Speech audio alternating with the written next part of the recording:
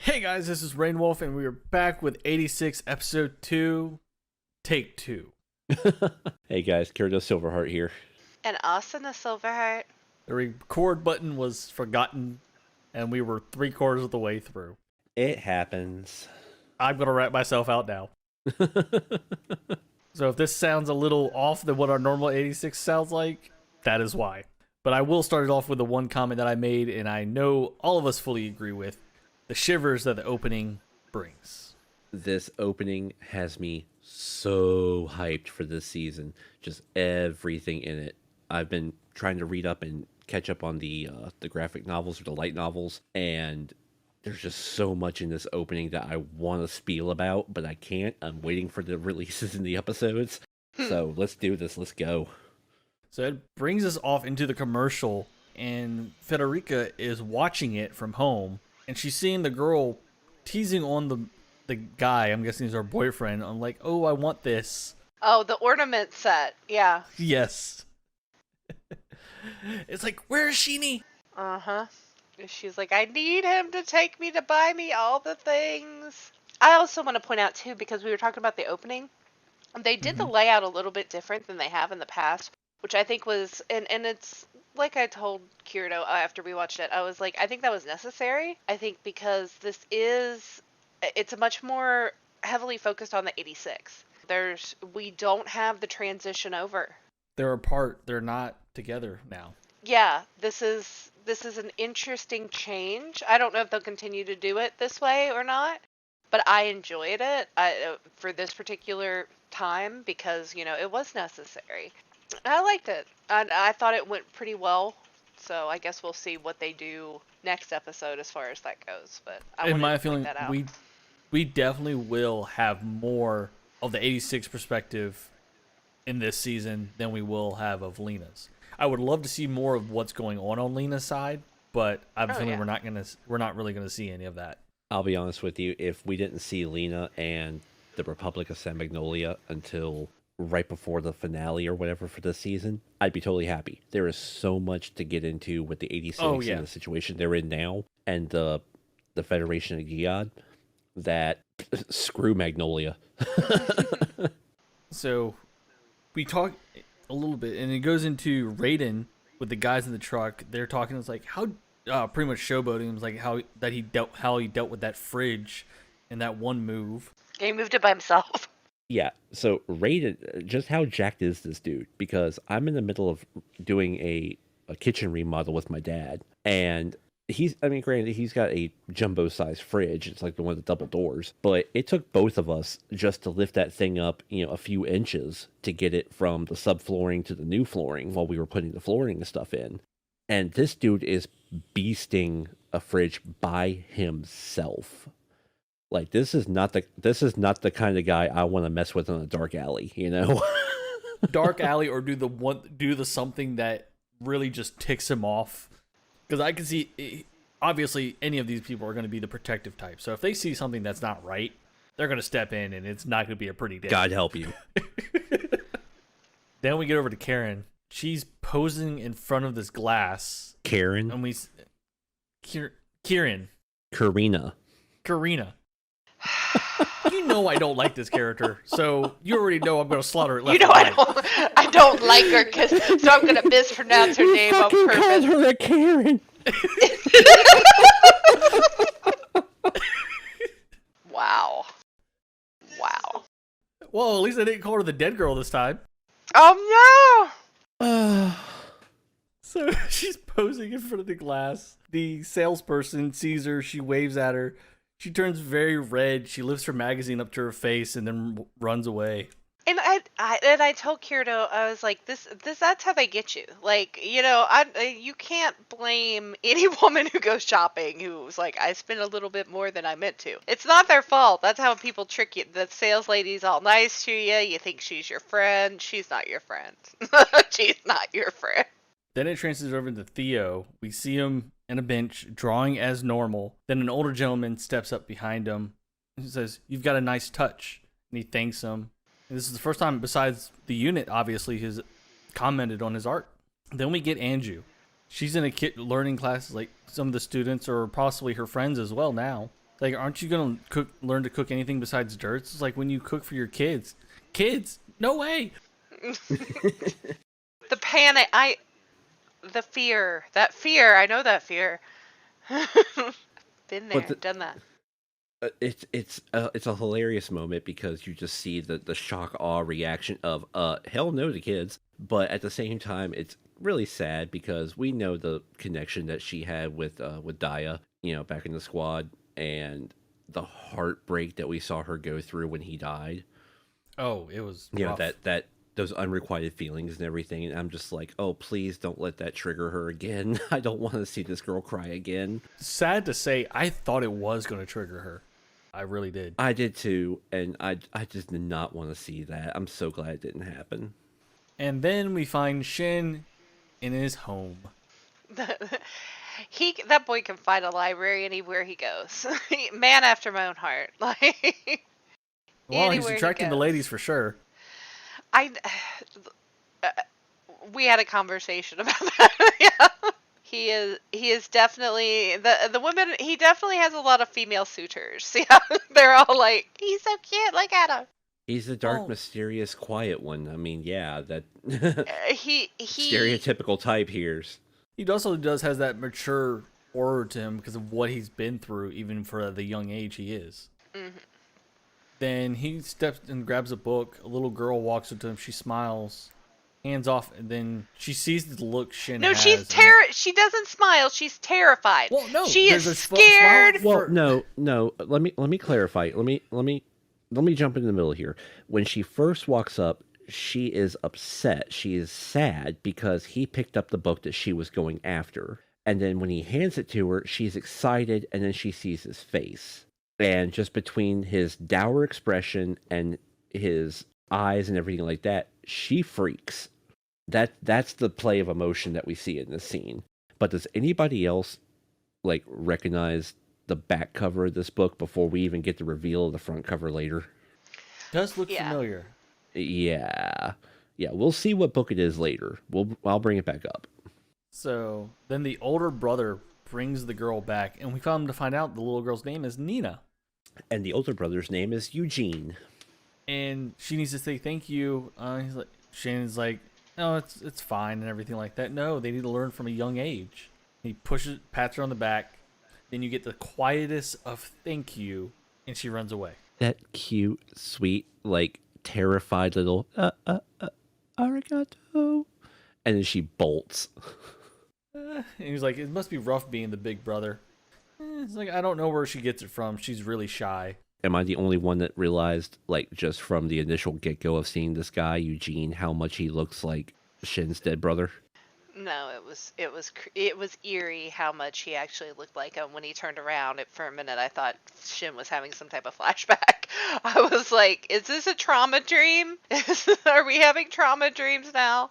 Oh, well, we already have trauma dreams, but more than If it wasn't for the fact that his hair was the color it is and not, the dark color like Shin's, yeah, I would have almost immediately thought this was just some visualization of his dead brother Ray. Yeah. Then they're going into the conversation of, it's like, this is you. Then we got Federica coming out of nowhere. We knew she was going to come at some point because she was looking for him. That was, yeah, she was gonna find him. She knew where to look. She's not dumb. Then she was reading to Nina. Shin asked her, like, "What are you doing?" And it was like I was reading her book and she took a liking to me. Lots of princes and princesses. He's like, "Okay, sorry." He brings up your little sister. Not a chance. He was like hell, So now they are in the shop that she wanted to go to, and also she found Shin for it in the beginning. Then they come across a teddy bear, a patchwork teddy bear by the looks of it. Yeah, this teddy bear looks like this. I'm not gonna lie, this teddy bear looks a little messed up. He's had a rough life. You leave him alone. You leave that poor broken thing. They all look that way. It's a style, and you gotta think. You can't say anything with, what is it? Emo, whatever, goth. Normally you would see that type of design on a black dope bear or something like that.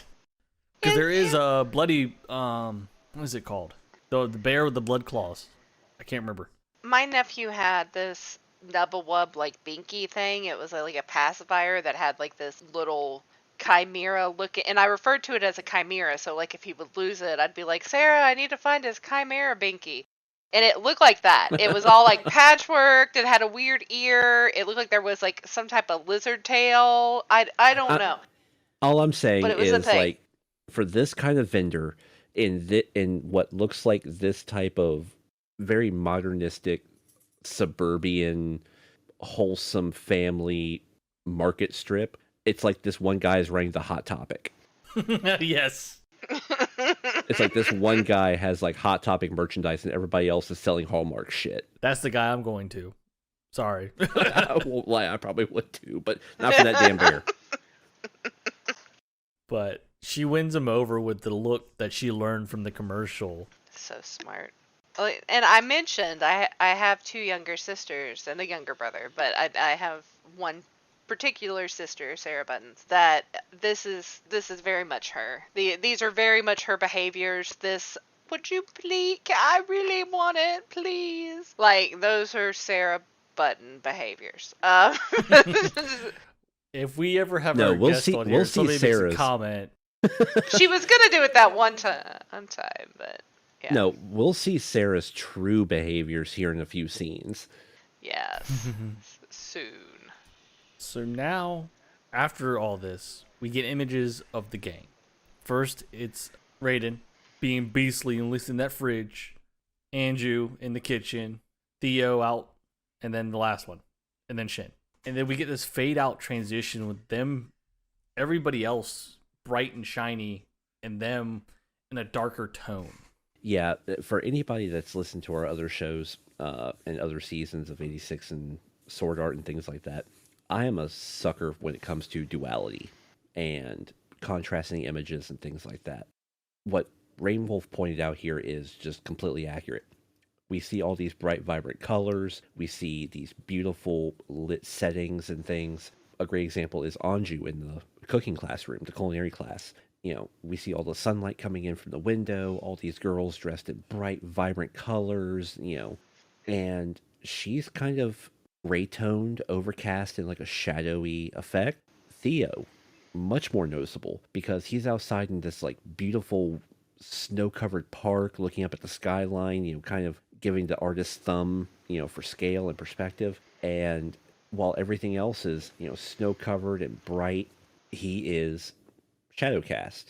And it really shows just how much of a fish out of water story this really is for the 86, because they went from a life of bloodshed and battle and death into this potentially bubbly, you know, the future is yours, you know, scenario.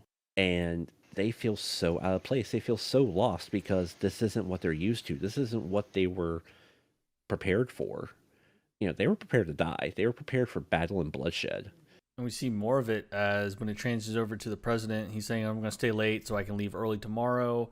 And then it transitions over to the gang again. You get Theo, he's in the bar with his buddies. He's just staring at a peanut, drops it. But you see this just depressed or kind of a gloomy look on him. He's distant. He's there, but he's not there. It's a very distant, almost lost look he has. Yeah. See it again with Theo when he's trying to draw and he can't focus. Yeah, well, and this entire montage is being voiced over with a monologue from the president talking about how good it is that the 86 are adjusting to this life and that they've made connections and they've made friends and they're doing their own thing and trying to live their life. And while he's pointing out all the positives, we're seeing their side. We're seeing just how lost and disconnected they feel. And we really Yeah. see the disconnection when it goes over to Shin. Him more so, almost more so than the others. He definitely has more. He's more lost and more distant than even some of the others. Like, he's lost a purpose. Because he knows that a number of the people have not been put into full rest. Mm-hmm. And he's not let them either. You know, it's kind of it's both degrees. They've not been put to rest and he's having a very difficult time putting them. This entire dreamscape that we see, this brought tears to my eyes watching this, because we have Kirsch Blut talking to Reaper, and she says, look, we know you buried us, because we saw them bury the box of names in the place where Fido exploded. She's like, I know you buried us. I know we're supposed to be at rest, but we're not. And all of a sudden we see just this field of headless soldiers, and they're holding their heads in their arms. Very similar to the visual that we get during the opening of all the statues holding their own heads with the flowers growing out of the necks. And a lot of these faces are not familiar as well. There's and there's a possibility that even because they just keeps fading out either from before, but as it pans out, you see more and more. But there's a high probability a lot of these faces are also from the ones that are now dying on the battlefield that have become Spearhead, and now the unit that Lena controls that is soon to become the next Spearhead unit. That's true too. I didn't even think about that. But behind this legion of headless comrades is the Legion. We see the shepherds, we see all the different models of the Legion, and Kirsch Blut says, please save us. And we look at Shin, and he gets that look of resolve that he always got right before he put the final execution on a fallen comrade. And he draws his hand up like he was going to use his pistol. And the pistol isn't there. And behind him, we see the crushed juggernauts, from his fallen unit. And when he realizes he doesn't have his gun, he looks at his hand and he's like, what am I supposed to do? And with this, he shakes awake in the library, and is now either, we can probably call him a friend now. Wakes him, is like, the librarian's going to be mad at you if they don't allow sleeping in the library. He gets up, he's heading out. It's like military's Holy Birth Festival Eve parade is about to happen. He tells him that he's actually going to become he's going in for the unit. And now we have this model of the third generation. That would be the third generation Venegadars, which, if I'm not mistaken, these are the Beetle-esque, really slow models that they were talking about in the first episode. Yeah, these were the ones that they were arguing about in the first episode between the officers of the military for the Federation. It's like, so with him, it's like, I want to volunteer and I want to see these units. It's like, I thought you were the same. Looking at your military documents yesterday and the day before. Well, Shin was looking, to make that clear, Shin was actually looking at military documents and such. So he thought he would be going into the school as well. Yeah. And that's classic Shin. Shin was always, he was reading All Quiet on the Western Front. He was always researching. And he's obviously not even stopped. Even after they left the battlefield, he still hasn't stopped. He's continuing to do this. I think it's important because Eugene, he was talking and he was explaining to Shin why he wanted to go. And he told him because, I want my sister to be able to, eventually the war will end. And I want to help her. And I want her to be able to see the ocean. And I think that touched him. Shin, I think it really, it's really something to hear someone, especially a sibling, say that they want a better life for the other one. And we hear the words here as well. It's like, I've rested for too long. And then we see the book that was there earlier, The Skull Knight. And I think this even really tips it. Yeah. Yeah, this was the book I was making reference to. This is what he noticed when he was at the library, and he went to go pick it up, and all of a sudden it was taken out from under him. And I was like, man, that is just such a good analogy for how Shin's life was, up to this point. It was, he finally thought he was going to get resolution and resolve and closure, putting his brother down. And then things continued, and he kept searching for purpose. Then we get Andrew and Theo in the gazebo in front of this destroyed building. It was like, Theo ends up asking, it's like, you need something? It's like, yeah. It's like, he goes for the para raid. Andrew laughs at him. Yeah, because he was like, I'll get Shin to help us, and he immediately goes for the para raid. And Theo hates the phone. He really does. He talks I don't about he's blame just him. like, I hate putting the numbers in or having to remember the number, which I understand remembering I couldn't remember a number. I'm I had kind of my agreeing with phone. Theo on this one. Yeah, I had my phone die one time. The car broke down. I couldn't remember anybody to call. I was like, what am I gonna If they could come out with a system like the Pararaid, but also have it linked to mobile phones, perfect. do? You would never have to deal with anything ever again. Did anybody else in this scene too get there? There was an odd thing with Theo and Anju, like an odd chemistry, which I mean they've always had a chemistry, but there was an odd, like almost romantic air, I almost like there was like a hint of something more have than to, what we're seeing here. I kind of agree. And this is Yeah. probably the reason why she probably didn't fall back when it was brought up to kids.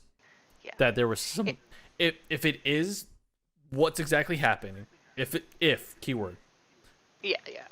then she has somebody there for her now. Someone that is pretty much taking care of her. Well, wasn't, Theo wasn't Kirsch Blue like Theo's kind of like his crush, I think. So that would make, finding solace in another person. But that was just something I kind of picked up on. It was interesting. There was that slight little Yeah, like an hint. odd hint to it. Yeah. Yeah, I was just But we wondering if never anybody know. else saw that. You don't. I guess we'll find out as we go. Yeah. But yeah, it's all very important. This whole scene's pretty important because it's definitely starting to show their part of it's their uncomfort, how they're still They don't feel like adjusting. where they should be. Yeah, Because it's been and, a little over a month by this point. yeah, and Theo even asked her, what about the future? Where do you see yourself in the future? What are we doing exactly? And it definitely shows the discourse and their confusion. And I find it, this whole, and they talk about it, and she talks about Shin too in this moment. She mentions that Shin, more than any of them, seems lost because his purpose is gone. Killing his brother was a huge driving factor, and she even mentions, maybe it's one of the things that saved him when they were out there. It kept him alive because it gave him a purpose. And I think the battlefield gave them all a purpose, and now they don't have that. So they're very lost. And even though they're trying and they seem to be like making friends or adjusting, it's not what they're used to. And it's not where they feel they need to be. When you sacrifice everything and resolve yourself to die in a moment of an engagement or whatever, and you don't, I mean, where does that leave you? You were set to not come back from any of this. We even see a glimpse of what Theo was drawing before Andrew showed up. And he has it flipped away, hoping that Andrew wouldn't notice. But Yeah, he was drawing the squad. Yeah. and then it was like, oh yeah, we were here for another purpose. I'm here for oh yeah. So Theo tries to call Shin again, and then as soon as that happens, a step from a unit hits down. And if they did this in any other way, or had the animation on them the whole time, there probably would have been a snap of their necks facing the direction that came from. Mm-hmm. But you also see the straight look of seriousness in their eyes when it does pan back over to them. Yeah. And they can see it on the big screen there. They see it on, there's a large screen, and they see it. And it flicks over to Raiden. And the two guys he's with, his buddies that he's become friends with. Yeah, the guys in the truck are talking about, man, those Vanagudars are huge. And it's like, how the hell would you even drive one of those things? And the whole time, Raiden is there, and he's just got this deadpan look on his face. And he's glancing to the side, and it almost looks like he's tearing up, but it also looks like he's just ready at any moment to engage. Well, we And even see his his hand. You see his hand. Yeah, his hand, that PTSD muscle memory just triggers in, and you see like he's trying to grip and hold a control stick while a unit's in motion. Because and to our knowledge, he is the oldest out of them. Yeah, he was. Because he was older than Shin. Yeah, by I think a year or two. Yeah. So I mean, he definitely has a lot of experience. I would say, even go to far as to say that if Shin didn't have his abilities to hear the other units, there's a possibility that Raiden would have been better than him. even with as far as that goes. But Shin does have the upper hand that he can hear the voices. Yeah. So, but Raiden, as far as skill and ability, Raiden does have that. And then now we go over to Kieran. She's in the shop. The shopkeep's talking to her. It's like spilling the beans. Karina. He's never. Karen. I'm never gonna get this right. I don't know what it is. My tongue, my brain. I don't know what it is with her name. You just don't like her. You really hate her. I'm not gonna lie. Okay, so I can see where you're coming from with that Wolf. That first season, she was just so like mousy and meek and just she was off-putting. Well, she was a child. Mm-hmm. So I mean that makes a big difference. Like she was a very young girl. My brain doesn't want to retain her. I know, but I noticed this. You guys are very harsh on very naive young girls because and it's easy to be because you're just like you're in the war. How are you naive? How are you this dumb? True. I agree. But her talent as a soldier was not part of her character defect. No. I will She would have give her survived that. the way she is now. No, exactly. She wasn't. Her talent as a soldier and her skill as a soldier are the reason why she's still in this unit, and is the reason why she's still one of these main characters. Yep. It's that naivete that you're talking about in everything else in life, but at the same time, I give her a pass on that because she was a baby. Knew. She never even went to school. Like, she was even younger than... She was the youngest out of all of them. And she had never even attended real school. I don't think she has any memories of them living anywhere other than when... On the battlefield, when they took the 86. She has no memories of that. But, it is one of those things. But anyway. Then it jumps over to Raiden and Federica. So she pulls the move she pulled on Shin to Raiden. And he's like, I'm hungry. And he's like, just wait. He doesn't even hesitate. That's the hilarious part, is he is such the loving, accepting older brother here. And she's just like, I'm starving. I'm wasting away. She's turned into Sarah Buttons, by the way. And she is my sister. And he just like cuts her off and just smiles at her and says, just wait a minute. I got this. Then she brings up, it's like, weren't you going drinking with your work buddies? He's like, today? It's like, oh, I canceled. Then she has that like mopey face. And this is important too because she brings up something that... She spills the beans that she knows about Shin's brother. Yeah, because he told her, he was like, you're lucky it was me. He was like, because if it'd been Shin, I can't guarantee what you wouldn't have got a fancy omelet. That's for damn sure. And she was like, what? He doesn't care about it. Like, he's not a very good cook. And Raiden, tells her he's like, no, he doesn't care about it because the only thing he cares about is fighting. And that's when Frederica says that, yeah, I guess, and she talks about his purpose again. He was more concerned with killing his brother. And Raiden immediately is like, how did you know that? Hold up. Mm-hmm. And that's when the fear sets in on Frederica's face, because not only did she let it slip, but she let it slip to Raiden right in front of Shin, because Shin had snuck in behind her carrying groceries. And I'm sorry, I love this line. I love this little bit when she was just like, how the hell did you get in here without making a noise? He's like, habit. Not wrong. It's just me. Yeah, I mean, that's just how he is. That's just the kind of guy he is, and that's how he was trained. He was trained to be stealthy. And then he shows the bottle up to Raiden and is like, welcome home. So yeah, we find out why Anju was trying to recruit Theo at the gazebo. Apparently, Teresa had went out shopping for groceries. The car broke down, so they all went to go help her carry everything back home. Of course, Teresa is having a conniption fit about her boss, her master's kids. She is one of the doing her job. She is a maid to the T. Yeah. They're so like, they're like, what's he gonna do? And she's like, he's my boss, blah blah blah. And they're like, he doesn't give it. What's he gonna do? Fire you? I don't think he would fire her ever for any reason. The best part of that is when she makes the comment, she was like, the master's children shouldn't be having to carry my groceries and help me. And they're just like, he's not our dad, so get the hell over it. Pretty much. But now we get this scene of just Karina walking in, and she's caressing her ear where the Pararaid was, and she just has this look of defeat and stress and anxiety about her face as she walks into the house, and everybody sees her and they're like, "Hey, Traumatized Karina, almost. yeah." It's like, "Hey, Karina, welcome home. What's wrong?"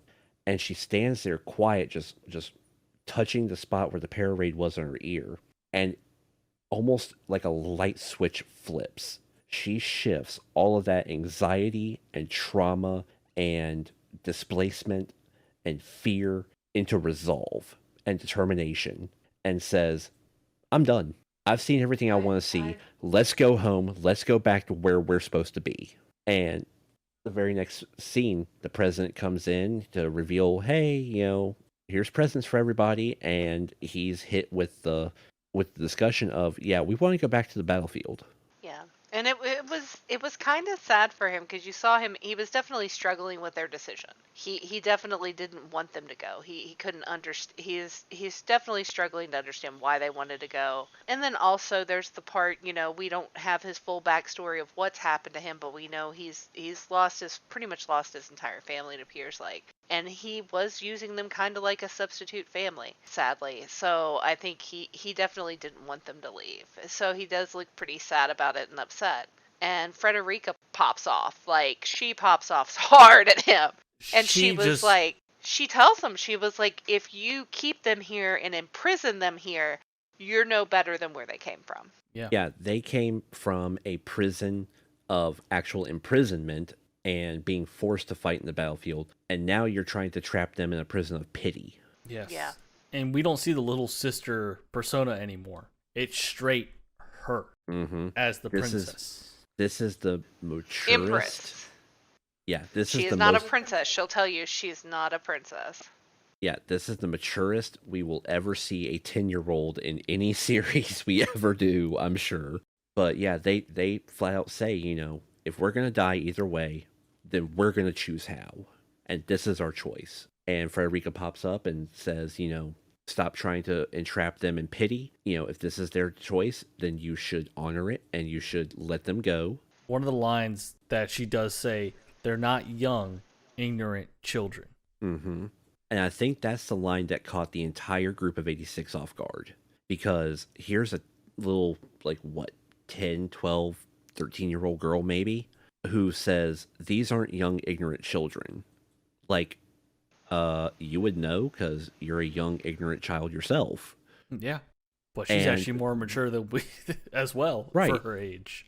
And one of them even makes the comment of, who are you to be the one saying this, princess? And she says, "It was I'm Shin not." actually called her princess. Yeah, it was Shin. She says, "I'm not a princess." And that's when she reveals. But there's also the condition that gets put in place before she spills the beans, that they have to go through the military officer special training course. He's thinking about their future. Yeah, which is a smart move because they don't think about the future because they've never had the option of a future. And they've always thought of, "Oh, I'm going to die on the battlefield. I've been raised on the battlefield, so I'm going to die on the battlefield," type mentality. But Frederica looks at him, looks at Shin and the rest of the group and says, "I'm not a princess." And we see the president hold out his hand like, "You need to be quiet. Don't say anything." And she says, "My true name is Augusta Frederica Adele Adler." And she ordered the Legion out. She was the last empress of the Empire of Jihad, who ordered the Legion to invade the rest of the continent 10 years ago. I am the reason you and your family and the rest of your country and every other country has suffered. So if you want to say anything to me, go ahead. This is where Shin speaks up. Before we get into that, before we even get into that, Raiden at this moment, said something to her. It was Raiden. At this moment, when it's dead silent and she says that, I'm sitting here, I'm going ballistic watching this because I'm like, yes, finally, the information's out. But at the same time, to put it so succinctly and matter-of-factly, this is a girl who's standing right in front of a fireplace. I am waiting for Theo or somebody to haul off and freaking 300 kick her into that fireplace. Yeah, I agree. I agree. But they were more with them being more level-headed you've than read you the think they manga are. though, so you know. Yeah. But even with Right. that, it's like the reaction Well, because they they gave. know. They're like 10 years ago. How old were you? 3? They knew she was used. She was used as a pawn. And that's exactly what it was. She was used. And they know she was used. Because And the words they that come know out who of to Raiden's really mouth, I don't know if you're the last empress or whatever, but it was But the you're not Republic who the took everything from us. Yeah, you're Yeah. not the one that screwed us over. The Republic screwed us over. The Republic's the one that put us in these work camps and these hostile crap conditions, not you. Yeah, sure, you and your regime or whatever may have set the Legion loose, but you're not the one that told an entire other republic to treat an entire group of people like dog crap. Yeah. And then the words even come, and then she even makes the comments, I admire your pride, let me make a request of you, 86. And then this is where she asks you, if you're going back on the battlefield, take me with you. Yeah. And help me, and this is where it really gets gritty and real. And it's kind of a situation that we pretty much had with Shin. Come and help me take back my knight. Yeah, so Frederica reveals throughout this entire ending section here that she has a genetically passed on ability as well, just like Shin does. She can see people's presence and past, I believe it was. Up to a certain point. Yeah. So that's how she knew about his brother, everybody's backstory, basically what everybody's been going through up until this point. That's how she knew about it. She knew about it psychically, just like how Shin and his family could communicate with each other psychically, hence why that family was used for the research of the Pararaid. And in this moment, she lays everything out. She says, I'm the reason why all this has happened, and if you guys are going to go and do this, then I want to go with you. I want to make things right. But at the same time, she has her own curse to deal with, which is apparently some fallen knight, charged to protect her that is not been laid to rest. And come to find out, that knight was also the unit that attacked them. Mm-hmm. So they're getting Shin's getting suited up. He places his brother's piece into his chest pocket. He has a look of kind of something in the middle. Can't really of happiness, but also sadness, because he doesn't have a true straight face in that moment.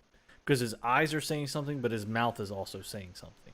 I think it was an odd, this is what he knows he's supposed to do. So it's a very strange, this is what I'm meant to do, but it's also a sadness because he still has to do this, I think. I think we'll leave it there. I think that's really covers everything from toe to toe. Yeah. But after the credits, we get a scene of them pretty much all out in the front. Then you get a foot leaps off, and then the next episode title card. Glad to be here. Things are going to get real in the next couple episodes. Oh, yeah. hell yes, they are. And we can't wait. talked. Their outfits are amazing.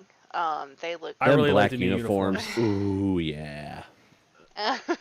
Oh, yeah. I Those really are like the nice. new uniforms. They look great. They look really good. I'm excited to see what happens. I'm thinking we are not going to see Lena for a hot minute. And as Kirito said, we Which probably is fine. won't see him until the last 4 to 3 episodes, give or take. That's what I'm thinking. If they they may hold off till the very last. I don't know. I hope not, because I want to see There's her a little- before then. I want to see her before then. There's a little too much on Lena's side to leave it all in one episode. Yeah, that's what I was thinking too. I know. Unless they pop it up here and there. Because we know I there's a haven't lot read- going on Lena's side right now. From just what Yeah. we saw and the situations that were happening. The unit she has going over to Spearhead.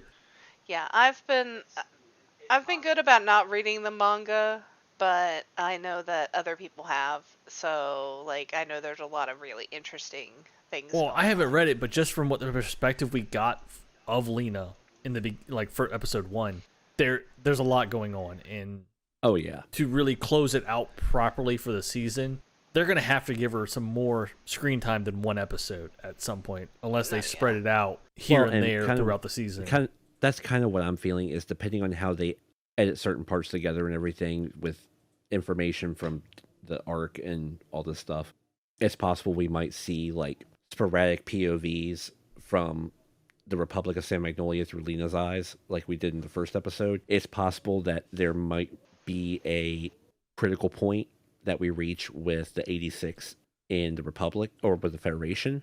Yeah, And well, then see, all of from a sudden, Cyclops' perspective, right. Well, but what I'm saying is like we might get an episode where we hit a climax point, and just because this is how anime does this, we might get a quote unquote filler episode, that doesn't show the resolution of what happened at that climax, and it shifts over to what's been going on in San Magnolia or with Lena or with the new squad Yeah, or things like that. it pretty much could leave a cliffhanger and then transition over to Lena's side. Possibility. I mean, we've seen series before do multiple cliffhangers throughout a season. They cliffhang But with having one a segment series of that the has story. multiple perspectives, it's kind of harder to Yeah. do that. It depends on how you do it, but yes. True, but they've done a very good job in maintaining that, so I can't. They screw it up now, they messed up. The overall production of 86 throughout the first season and these 2 episodes has been immaculate. The animation Agreed. style, the storyboarding, the direction, everything. I have no complaints, no flaws. Even with them changing up the format, it suits the episode. It suits the feel. It suits what they needed at that moment. So I think they've done a wonderful job with it. We're going to wrap it up there. It's been a great episode, even though we had to restart. That's for my slip up, but I hope All good. everybody's been enjoying. As again, me, Kirito, Grizzly, Unspoken Fear 5 will be live streaming Back for Blood this Sunday, 9 p.m. Eastern Standard Time. Hit or miss exactly on time. Maybe a 15-20 minute gap, but we are shooting for 9. Come and see us. We will be live streaming over on Twitch and on YouTube as well. I hope y'all enjoyed this, Yashihime, and also our Back for Blood stream. And until next time, I'm Rainwolf. I'm Kirito Silverheart. Asuna Silverheart. Leave a like, comment, maybe even subscribe. And until next time. Bye. Bye.